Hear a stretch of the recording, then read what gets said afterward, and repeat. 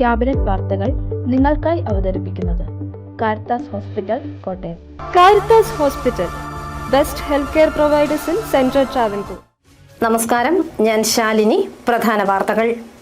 MGU senate നിയമനങ്ങളിലെ കാവ്യവൽക്കരണത്തെ പ്രതിരോധിക്കുമെന്ന് ഉന്നത വിദ്യാഭ്യാസ മന്ത്രി റോജി എം ജോൺ. LDF സർക്കാരിന്റെ കാലത്തെ നിയമനങ്ങളിൽ വിമർശനം. അദാനിയെ കേരളത്തിൽ കൊണ്ടുവന്നത് UDF എന്ന് VN വാസവൻ. ചർച്ച നടത്തിയത് ഉമ്മൻചാണ്ടിയുടെ കാലത്തെന്നും വാസവൻ. ഏറ്റുമാനൂർ മാരിയമ്മൻ കോവിലിലെ മോഷണം, പ്രതിയെ പിടികൂടി, ക്ഷേത്രത്തിലെത്തിച്ച് തെളിവെടുത്തു. കാഞ്ഞിരപ്പള്ളി പൂഞ്ഞാർ MLA-മാർക്ക് KSSP-യുടെ സ്വീകരണം. ബൈപ്പാസ് ഉടൻ പൂർത്തിയാക്കണമെന്നാവശ്യപ്പെട്ട് MLA-ക്ക് നിവേദനം. വാർത്തകൾ വിശദമായി. MG സർവകലാശാല സെനറ്റ് നിയമനങ്ങളിലെ കാവ്യവൽക്കരണ ആരോപണത്തിൽ പ്രതികരിച്ച് ഉന്നത വിദ്യാഭ്യാസ മന്ത്രി റോജി എം ജോൺ. ഏതു തരത്തിലുള്ള കാവ്യവൽക്കരണത്തെയും പ്രതിരോധിക്കുമെന്ന് വ്യക്തമാക്കിയ മന്ത്രി ബീഷ് അശോകിന്റെ നിയമനത്തെ ന്യായീകരിക്കുകയും ചെയ്തു.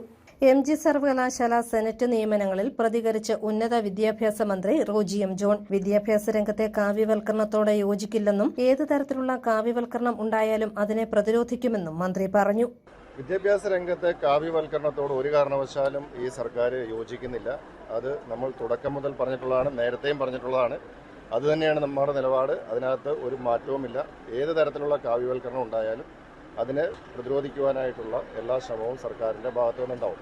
ഇപ്പോൾ വിമർശനം ഉന്നയിക്കുന്നവർ അവരുടെ കാലത്ത് എന്താണ് നടന്നതെന്ന് ചിന്തിക്കണം. കേരളത്തിൽ സർവകലാശാലകളിൽ ഗവർണർ ഇടപെടുന്ന രീതി ആരംഭിച്ചത് LDF സർക്കാരിന്റെ കാലത്താണ്. B അശോകിന്റെ വകുപ്പിലേക്കുള്ള നിയമനത്തെയും മന്ത്രി പ്രതിരോധിച്ചു.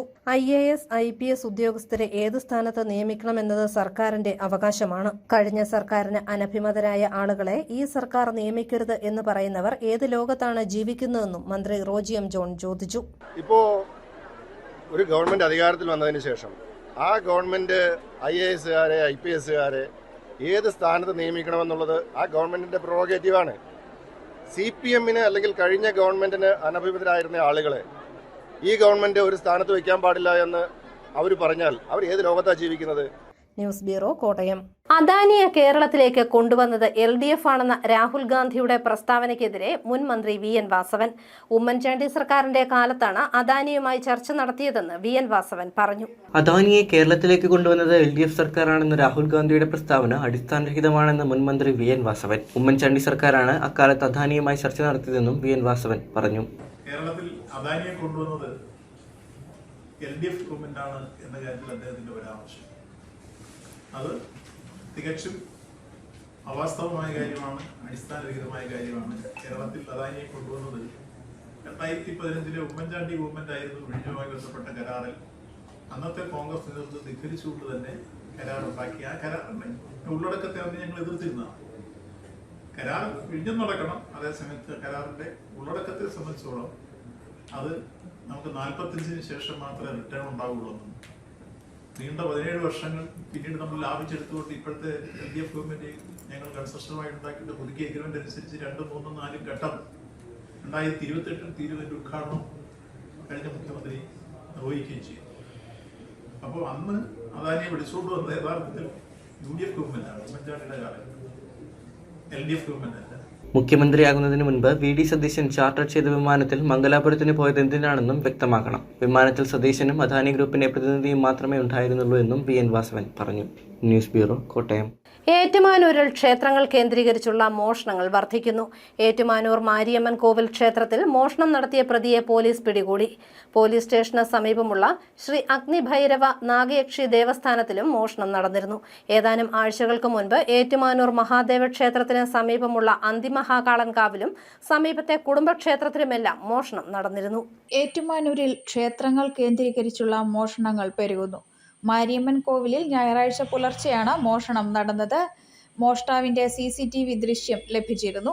തിങ്കളാഴ്ച മോഷ്ടാവ് ഏറ്റുമാനൂരിലൂടെ നടന്നു പോകുന്നത് ശ്രദ്ധയിൽപ്പെട്ട ക്ഷേത്രം ഭാരവാഹികൾ വിവരം പോലീസിൽ അറിയിക്കുകയായിരുന്നു. തുടർന്ന് പോലീസ് എത്തി മോഷ്ടാവ് എന്ന് കരുതുന്ന സംക്രാന്തി സ്വദേശിയെ കസ്റ്റഡിയിലെടുത്തു. പോലീസ് മാരിയമ്മൻ കോവിൽ ക്ഷേത്രത്തിൽ വിശദമായ പരിശോധനകളും നടത്തി. ശ്രീ അഗ്നിഭൈരവ നാഗേക്ഷി ദേവസ്ഥാനത്തിന് മുന്നിലെ വിളക്കിന് മുകളിൽ സ്ഥാപിച്ചിരുന്ന വിലപിടിപ്പുള്ള ഗരുഡനും ശ്രീകോവിലിനു ചുറ്റും 8 ദിക്കുകളിലായി സ്ഥാപിച്ചിരുന്ന ആലിലയും മോഷണം പോയിരുന്നു. കാണിക്കവഞ്ചി കുത്തി തുറക്കാൻ മോഷ്ടാവ് ശ്രമിച്ചിരുന്നു. ഇത് അഗ്നിഭൈരവ നാഗേക്ഷി ദേവസ്ഥാനമാണ്. ഭഗവാന്റെ മേളിൽ സാളഗ്രാമ രൂപത്തിലെ മഹാവിഷ്ണു കുടികൊള്ളുന്നു. അതിന്റെ പവിത്രമായ വാഹനമാണ് ഗരുഡൻ എന്നുള്ളത്. ഗരുഡ സ്ഥാപനം ഇല്ലാത്ത ഒരു ക്ഷേത്രവും ഇല്ല. അപ്പോൾ പ്രധാന ഊരത്വമാണ് അത് പോയത്. നല്ല ചിത്രപ്പണിയും നല്ല ചൈതന്യമുള്ള ഗരുഡനായിരുന്നു ഇതേ സ്ഥാപിച്ചിരുന്നത്. ഇപ്പൊ ഉത്സവം മുടങ്ങാതിരിക്കാൻ ടെമ്പററി ആയിട്ട് ഇതുകൊണ്ടത് വേറെ വെച്ചിരിക്കുകയാണ്. അപ്പം പോയത് ആ ഒരു ഗരുഡനാണ്. രണ്ടാമത് ശ്രീകോവിലിന്റെ രക്ഷയായിട്ട് അഷ്ടദിക് പാലമാല പ്രതിക്കുന്ന പോലെ 8 ചെമ്പിന്റെ ഇലകള്, ആലിലകള് 8 ദിക്കിലും സ്ഥാപിച്ചിട്ടുണ്ടായിരുന്നു. അതും നഷ്ടപ്പെട്ടിട്ടുണ്ട്. പിന്നെ ജനങ്ങൾ ഇവിടെ ഭക്തിയോടെ വന്ന് അർപ്പിക്കുന്നതാണ് ഭണ്ഡാരം, കാണിക്ക ഭണ്ഡാരം. അതും അദ്ദേഹം ഇളക്കി പറിച്ചുകൊണ്ട് ആ കാണിക്ക ഭണ്ഡാരവും ഇവിടെ നഷ്ടപ്പെട്ടിട്ടുണ്ട്. അത് വളരെ ഉറപ്പാണ്. അത് ക്ഷേത്ര ശുദ്ധിക്കുമൊക്കെ വേണം. അപ്പം നമ്മൾ ചോരശാന്തിയും കാര്യങ്ങളൊക്കെ ചെയ്തിട്ടാണ് ഇപ്പോൾ മുന്നോട്ട് ഈ ഉത്സവം കൊണ്ടുപോകുന്നത്. ബാക്കി വിഷയങ്ങൾ എന്നാ പോയതെന്നൊക്കെ ചോദിച്ചാൽ ഒരു കമ്മിറ്റിക്കാർ പറയുന്നത്. 24-ാം തീയതി പൊതുയോഗത്തിൽ കൂടാൻ വേണ്ടി ഞങ്ങൾ വന്നപ്പോഴാണ് ഈ ഗരുഡ വാഹനം ഇങ്ങനെ മോഷണം നടന്ന വിവരം അറിയുന്നത്. ആദ്യം ഞങ്ങൾ ആ അമ്പലത്തിൽ ചുറ്റിരുന്ന ആലിന്റെ ഇല പോയെന്ന് വിചാരിച്ചത്. പിന്നീടാണ് മനസ്സിലാക്കിയത് ഗരുഡന്റെ വളരെ വില കൂടിയ സംഗതിയായത്. അപ്പൊ അത് പോയി നഷ്ടപ്പെട്ട് മനസ്സിലാക്കി. പോലീസ് സ്റ്റേഷൻ ഞങ്ങൾ പരാതി കൊടുത്തിട്ടുണ്ടെങ്കിലും അതിനെക്കുറിച്ച് പിന്നെ ഞങ്ങൾ പുറകെ കള്ളനെ പിടിക്കട്ടെന്നാണ് പറഞ്ഞിട്ടുള്ളത്. പിന്നെ കാണിക്ക മഞ്ഞ മോഷണം പോയി. എത്രയും പെട്ടെന്ന് ഞങ്ങൾക്ക് ഇത് കിട്ടുകയാണെങ്കിൽ ഞങ്ങളുടെ ഒരു ഭക്തിയുടെ ഒരു കാര്യമാണിത്. വളരെ വിലപ്പെട്ടതായതുകൊണ്ടേ അത് ഞങ്ങൾ രണ്ടാമത് ഇമ്മീഡിയറ്റ് ആയിട്ട് സ്ഥാപിച്ചിട്ടുണ്ട്. അത്രേ പറയാനുള്ളൂ. കിട്ടുകയാണെങ്കിൽ നമുക്ക്. മോഷണം സംബന്ധിച്ച് ക്ഷേത്ര ഭാരവാഹികൾ പോലീസിൽ പരാതി നൽകി. ഏറ്റുമാനൂരിൽ മോഷണ പരമ്പര തുടരുമ്പോഴാണ് മാരിയമ്മൻ കോവിലിൽ മോഷണം നടത്തിയ പ്രതി പിടിയിലായത്. മറ്റ് ക്ഷേത്രങ്ങളിൽ മോഷണം നടത്തിയ മോഷ്ടാവ് ഇയാൾ തന്നെയാണോ എന്ന സംശയവും നിലനിൽക്കുകയാണ്. News bureau, Kottayam. Kerala state service pensioners അസോസിയേഷന്റെ നേതൃത്വത്തിൽ Kanjirappally MLA professor Roni K ബേബിക്കും പൂഞ്ഞാർ MLA അഡ്വക്കേറ്റ് MJ സെബാസ്റ്റ്യനും സ്വീകരണം നൽകി. കാഞ്ഞിരപ്പള്ളി സർവീസ് സഹകരണ ബാങ്ക് ഓഡിറ്റോറിയത്തിലായിരുന്നു സ്വീകരണ യോഗം. Kerala state service pensioners association Kanjirappally Chirakkadavu യൂണിറ്റുകളുടെ ആഭിമുഖ്യത്തിൽ കാഞ്ഞിരപ്പള്ളി പൂഞ്ഞാർ MLAമാർക്ക് സ്വീകരണം നൽകി. സർവീസ് സഹകരണ ബാങ്ക് ഓഡിറ്റോറിയത്തിലായിരുന്നു സ്വീകരണ സമ്മേളനം. Kanjirappally block panchayat president advocate PA Shameer ഉദ്ഘാടനം ചെയ്തു. KSSPA Kanjirappally unit president CM Muhammad Faizy അധ്യക്ഷനായി. മുഖ്യരക്ഷാധികാരി PN ദാമോദരൻ പിള്ള ഉപഹാരം സമർപ്പിച്ചു. കാഞ്ഞിരപ്പള്ളിയിൽ UDFന്റെ വിജയത്തിനായി KSSPA വഹിച്ച പങ്ക് വലുതാണെന്ന് പ്രൊഫസർ റോണി കെ ബേബി മറുപടി പ്രസംഗത്തിൽ പറഞ്ഞു. കാഞ്ഞിരപ്പള്ളി നിയോജകമണ്ഡലത്തിൽ UDF ജയിച്ചതിൽ വലിയൊരു പങ്ക് KSSPAക്ക് അവകാശപ്പെടാൻ കഴിയും. അതുപോലെ തന്നെ എല്ലാ പ്രവർത്തനങ്ങളിലും ആദ്യഘട്ടം മുതൽ എന്റെ നോമിനേഷൻ പൂരിപ്പിക്കുന്ന ഘട്ടം മുതൽ വലിയ പ്രതിസന്ധിയായിരുന്നു എനിക്ക് നോമിനേഷൻ പൂരിപ്പിക്കാൻ വേണ്ടിയിട്ട്. കാരണം അപ്രതീക്ഷിതമായിട്ടാണ് സ്ഥാനാർത്ഥിത്വം വന്നത്. കിട്ടിയത് വെറും 2 ദിവസം മാത്രം. 25ഓളം ഡോക്യുമെന്റ്സ് തയ്യാറാക്കണം. സൈച്ചേട്ടനൊക്കെ നേരത്തെ ഒരു ആത്മവിശ്വാസം ഉണ്ടായിരുന്നു സീറ്റ് കിട്ടുമെന്നുള്ളത്. സൈച്ചേട്ടനൊക്കെ നേരത്തെ റെഡിയായി. പക്ഷെ എനിക്ക് അപ്രതീക്ഷിതമായിട്ടാണ് സ്ഥാനാർത്ഥിത്വം വന്നത്. എനിക്ക് വ്യാഴാഴ്ച വൈകിട്ട് എന്റെ സ്ഥാനാർത്ഥിത്വം വരുന്നു.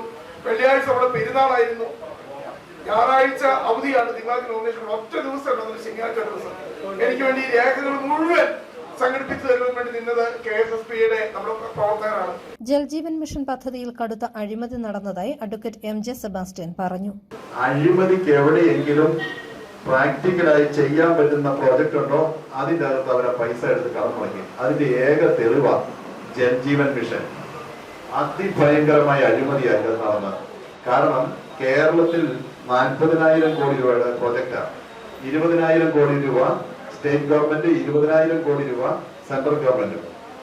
അവിടെ പൂഞ്ഞാർ നിയോജക മണ്ഡലത്തിൽ ചെയ്തത് പാലായും കൂടെ ചേർന്ന് 1450 കോടി രൂപയുടെയാണ്. നമ്മൾ ആരെങ്കിലും വീട് പണിയുമ്പം മുഴുത്ത PVC പൈപ്പ് മേടിച്ചിടാറുണ്ട്. ആദ്യം തന്നെ കല്ല്, കട്ടയോ സിമെന്റോ വാങ്ങുന്നതിനൊപ്പം PVC പൈപ്പ് മേടിച്ച ചരിത്രം എവിടെയെങ്കിലും കേട്ടിട്ടുണ്ടോ? എസ്റ്റിമേറ്റ് ഇല്ല, പ്ലാൻ ഇല്ല, വർക്ക് പ്ലാൻ ഇല്ല, ഒരു സംവിധാനമില്ല. കാഞ്ഞിരപ്പള്ളി ബൈപ്പാസ് എത്രയും വേഗം പൂർത്തിയാക്കണമെന്നടക്കമുള്ള കാര്യങ്ങൾ ഉൾപ്പെടുത്തി KSSPA റോണി കെ ബേബി MLAക്ക് നിവേദനം നൽകി.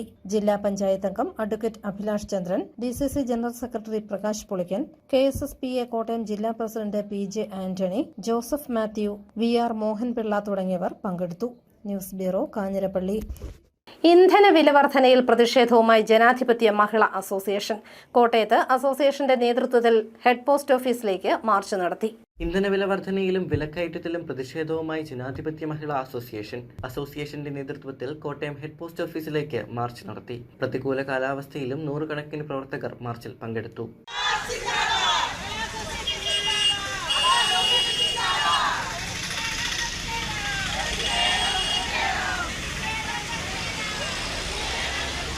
തിരുനക്കര ഗാന്ധി സ്ക്വയറിന് സമീപത്തു നിന്നും ആരംഭിച്ച മാർച്ച് പോസ്റ്റ് ഓഫീസ് കവാടത്തിൽ സമാപിച്ചു. കേന്ദ്ര കമ്മിറ്റി അംഗം അഡ്വക്കേറ്റ് MG മീനാംബിക സമരം ഉദ്ഘാടനം ചെയ്തു. കേന്ദ്ര ഗവൺമെന്റിന്റെ തെറ്റായ നയങ്ങൾ നമ്മളെ വല്ലാതെ ദുർബലപ്പെടുത്തിക്കൊണ്ടിരിക്കുകയും ജനജീവിതം പെട്രോളിന്റെയും ഡീസലിന്റെയും വില വർധനവ് കാരണം സാധാരണക്കാരായിട്ടുള്ള ജനങ്ങൾ ഇതിലൂടെ ഓടുന്ന വാഹനങ്ങളെ മാത്രമല്ല ബാധിക്കുന്നത്, ഇനി തെക്കേയറ്റത്ത് കിടക്കുന്ന ഒരു ഉപഭോക്തൃ സംസ്ഥാനമായിട്ടുള്ള കേരളത്തെ ബാധിക്കുമ്പോൾ അത് നിത്യോപയോഗ സാധനങ്ങളുടെ വിലക്കയറ്റമായിട്ട് തന്നെ മാറുന്ന ഒരു സാഹചര്യം നിലനിൽക്കുകയാണ്. News bureau, Kottayam. Kottayam BCM കോളേജിന് സ്വയംഭരണ പദവി ലഭിച്ചു. കോളേജിൽ നടന്ന പ്രൗഢഗംഭീരമായ ചടങ്ങിൽ നിയമസഭാ സ്പീക്കർ തിരുവഞ്ചൂർ രാധാകൃഷ്ണൻ ഔപചാരിക ഉദ്ഘാടനം നിർവഹിച്ചു. സപ്തതിയുടെ നിറവിൽ നിൽക്കുന്ന കോട്ടയം BCM കോളേജിന്റെ സ്വയംഭരണ പദവിയുടെ ഔപചാരിക ഉദ്ഘാടനം നടന്നു. രാവിലെ കോളേജ് ഓഡിറ്റോറിയത്തിൽ വെൽക്കം ഡാൻസോടെയാണ് പ്രൗഢഗംഭീരമായ സമ്മേളനം ആരംഭിച്ചത്.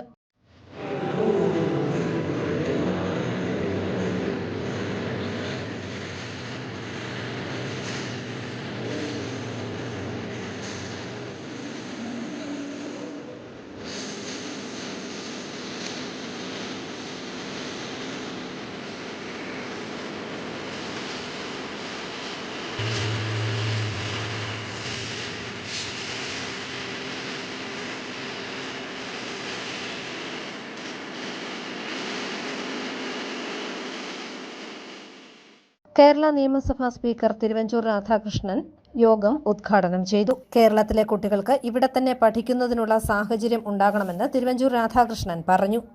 കേരളത്തിലെ കുട്ടികൾക്ക് കേരളത്തിൽ മാത്രമായി ജീവിക്കാനുള്ള സാഹചര്യങ്ങളുടെ പരിമിതിയുണ്ട്.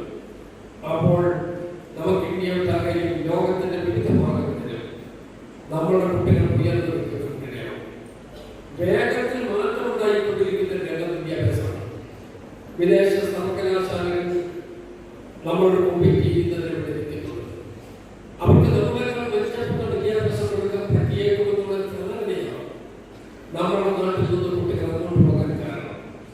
ആ കുട്ടികൾ അങ്ങോട്ട് പോയാൽ പിന്നീട് മടങ്ങി വരുന്ന ആളുകളെ എണ്ണം കുറയ്ക്കുകയാണ്.